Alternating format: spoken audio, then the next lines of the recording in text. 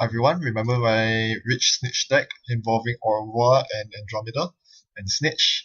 Well, I'm back at it again because Career Fair has just been released. So basically, this is pretty much that deck, but replacing Dyson memberships with Akamatsu memberships, and Career Fair replaces what do you call that, Supplier. This allows me to set up much faster than before, which is sorely needed because I think my old deck was way too slow. But is this fast enough to compete against the likes of Nearth Hub? Well, let's find out. So I'm playing against what seems to be, well, you have to assume that it's fast advanced unless you learn otherwise, like if you see tagging ice or if you see influence being spent elsewhere.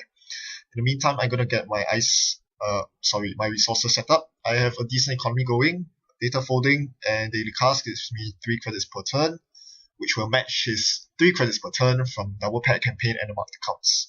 And I quickly find my Symmetrical Visage, which will allow me to draw the rest of my deck efficiently. I find another data folding, so this is awesome.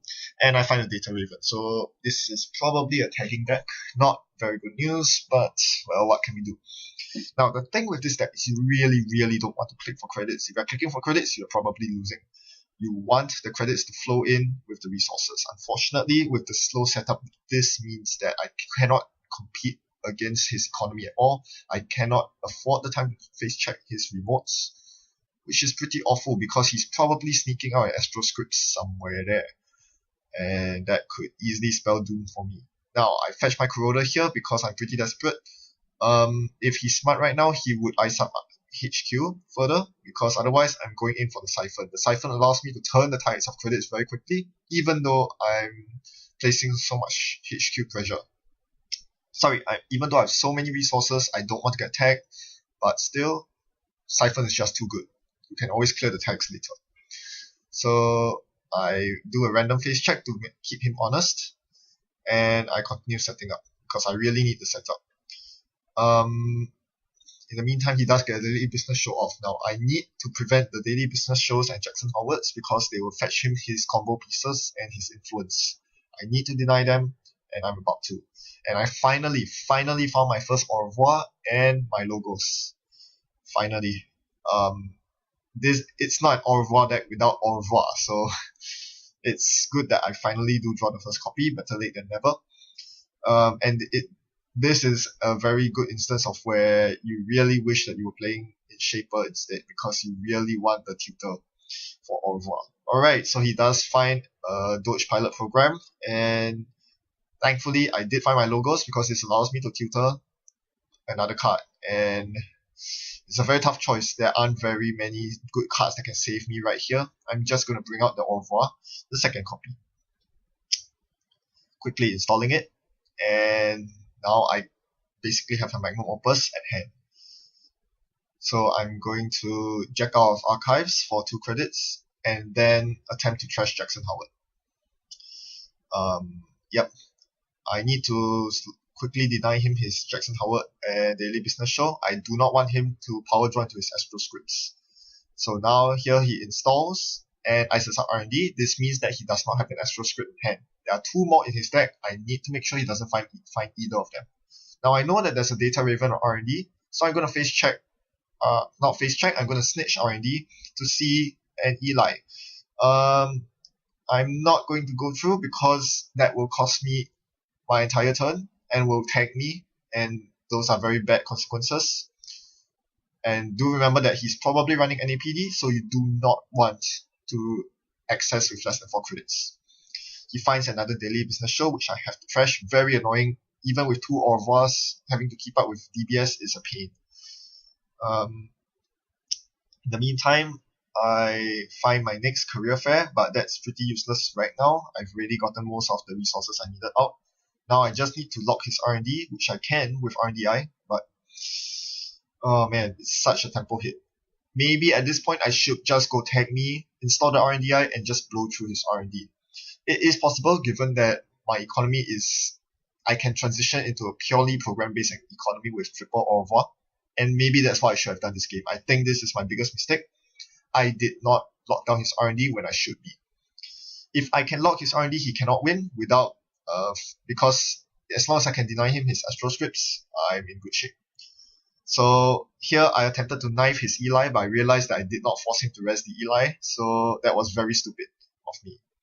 Instead, I'm going to run and find a Cyberdex Fire Sweep, which is irrelevant in this matchup, and run his new remote to keep him honest, because I think he really isn't finding what he needs, his Astral Script. Instead, I hit a snare. Ouchie.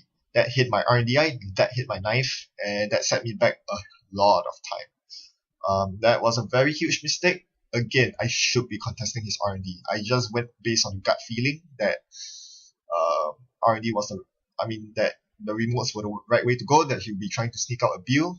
Turns out I was wrong. So, very huge mistake. Now I need to contest his DRTs. At this point, only at this point am I seriously considering the notion of tech floating. It kind of sucks because you are losing both your data foldings and your Ghost Runner, which you need to break the Data Raven. But if you think about it, you can just run through Data Raven. Another thing is he's very rich and his deck does pack a Psychographics, so I'm also actually worried about the over advanced build if I do go Tag Me. But Tag Me was probably the right option here because I'm really out of options at this point. I'm so poor, he's so rich, all he needs to do is find the correct agenda to win. And I can't even get into R&D yet. I'm frantically digging around. I'm not even sure what I'm digging for. There are no code gates I need to break. I just need money. I need my third Au revoir, that's what I need. I'm not finding it. I'm just going to run through the Eli. And there's a Data Raven. I'm just going to break it. So now I have 2 tags on me. Doesn't really matter at this point. Hopefully I can find the Astral Script. Nope, that's a pop-up window. Well, the good news is that he probably will not have an Astral next. Oh gosh, yes, he finds his Astral and has a Sand for it. So I find my third Au revoir, but right now it's way too late. He can very well win next turn. So I'm just going to, as I said, Hail Mary runs on R&D. The RNDI would be really huge right now. I don't have it, but I do find an NAPD contract. At least I'm not going down in a 0-7 loss. But again, it's too little too late. He has a red Sand, and he appropriately psychographics the build and uses the Astral tokens for the win. So well played to my opponent on that, but that's more because I'm just playing a horrible deck.